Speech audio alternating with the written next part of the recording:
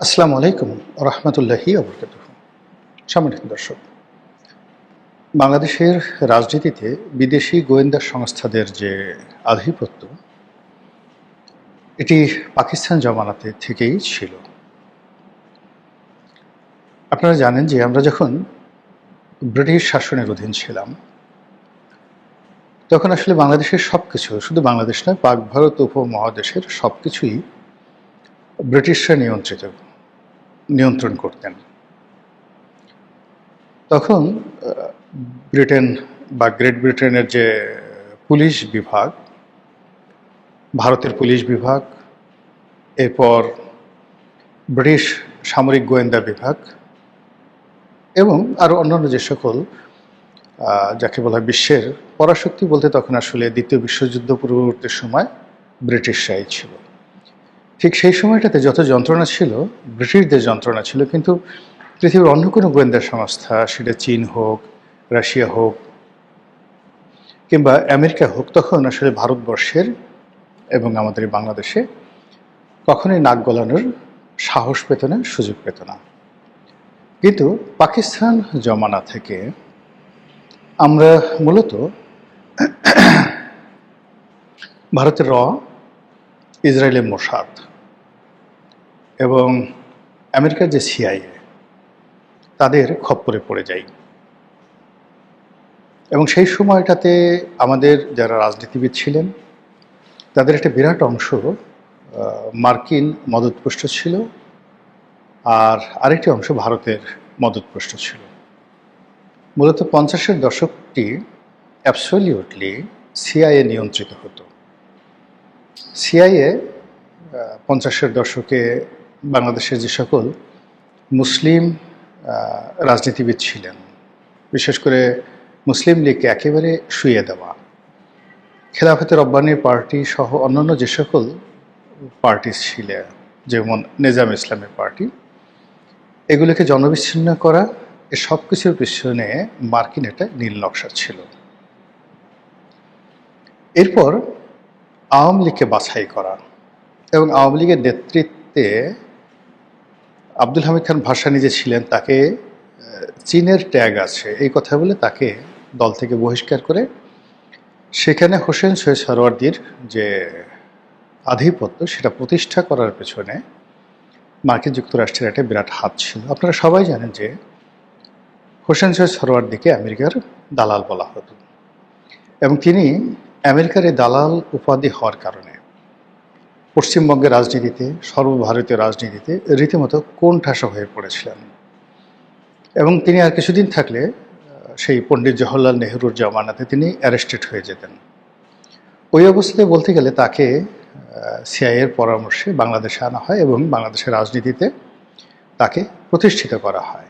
যদিও পশ্চিম পাকিস্তানে তার অবস্থা ভালো ছিল না, কিন্তু যেহেতু পাকিস্তান যে রাষ্ট্রটি সেটি সিআইএ নিয়ন্ত্রিত ছিল, আস্তে আস্তে হোসেন সৈয়দ সরওয়ার্দীকে আমেরিকা সেই ক্ষমতার একেবারে শীর্ষ পর্যায়ে পৌঁছে দিয়ে তাকে পশ্চিম পাকিস্তানের প্রধানমন্ত্রী পর্যন্ত বানিয়ে ফেলে।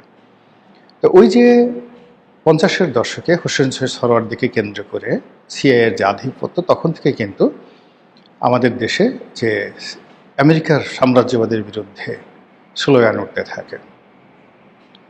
এবং 50-এর দশকে আমাদের দেশে ব্যাপকভাবে বামপন্থী রাজনীতি, বিশেষ করে চীনপন্থী, তাদেরকে তখন বলা হতো পিকিংপন্থী কমিউনিস্ট পার্টি আর রুশপন্থী মস্কোপন্থী কমিউনিস্ট পার্টি, তাদের একটা প্রচণ্ড দাপট ছিল। এবং এদের অন্তত পক্ষে 10 থেকে 12টি গ্রুপ ছিল, যারা সশস্ত্র গ্রুপ ছিল, যারা ঠিক পশ্চিমবঙ্গে নকশালদের মতো করে নকশাল আন্দোলন করে বাংলাদেশের রাষ্ট্র ক্ষমতা দখল করবে, অনেকে চে গুয়েভারা হবে, ফিদেল ক্যাস্ট্রো হবে, এরকম স্বপ্ন পুরো 50-এর দশক জুড়ে এই পূর্ববঙ্গকে অস্থির করে রেখেছিল। তো যখন 1954-এ 54-র যে নির্বাচন হলো, সেই নির্বাচনে আওয়ামী লীগের ভূমিধ্বস বিজয়, অর্থাৎ যুক্তফ্রন্টের বিজয়, তারপর সেই সরকারের ব্যর্থতা, 1958-এ যখন আইয়ুব খান ক্ষমতায় এলেন, তখন মোটামুটি 5 বছর একেবারে 62 সন পর্যন্ত চুপচাপ থাকলো। ৬২-র পরে গিয়ে সেই আমেরিকার যে সিআইএর যে দাপট, তার সঙ্গে সঙ্গে আবার রয়ের দাপট শুরু হলো, এবং রয়ের দাপট এতটা বেশি হয়ে গেল যে এই যে আমরা ৬৯-এর গণ অভ্যুত্থান বলি, এর পেছনে রয়ের হাত আছে।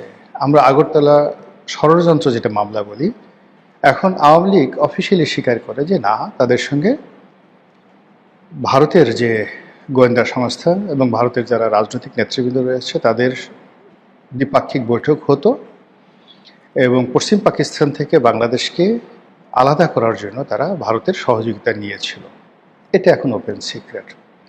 তো কী হলো, সেই ভারতের যে র, তাদের সঙ্গে তখন যুগপৎভাবে মোসাদের সম্পর্ক ছিল, কিন্তু অফিসিয়ালি ভারত আসলে কেজিবি নিয়ন্ত্রিত ছিল। তো যেহেতু ভারত এখানে রয়ের মাধ্যমে সব কিছু হ্যান্ডেল করতে, এখানে কেজিবিকে আমরা চিনতাম না। তো র এবং সিআইএ এই দুটো ছিল স্বাধীনতা পূর্ব সময় আমাদের বাংলাদেশের যে বিদেশি গোয়েন্দা সংস্থার কর্তৃত্ব। স্বাধীনতার পরে কেজিবি আসে, সিআইএ আসে, র আসে, এবং এটা একেবারে সেই 2009 সন পর্যন্ত চলতে থাকে।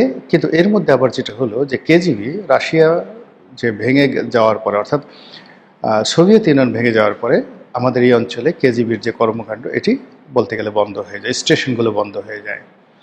তো তখন আসলে সোভিয়েত ইউনিয়ন পতনের পর র, সিআইএ এবং মোসাদ, তার সঙ্গে সঙ্গে আইএসআই, পাকিস্তান গোয়েন্দা সংস্থা, তারা বাংলাদেশে ব্যাপকভাবে তাদের কার্যক্রম চালাতে থাকে।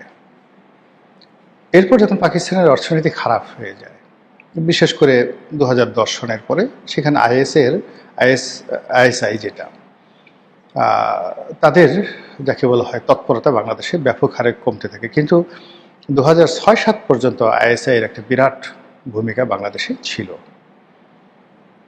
যাই হোক, 2014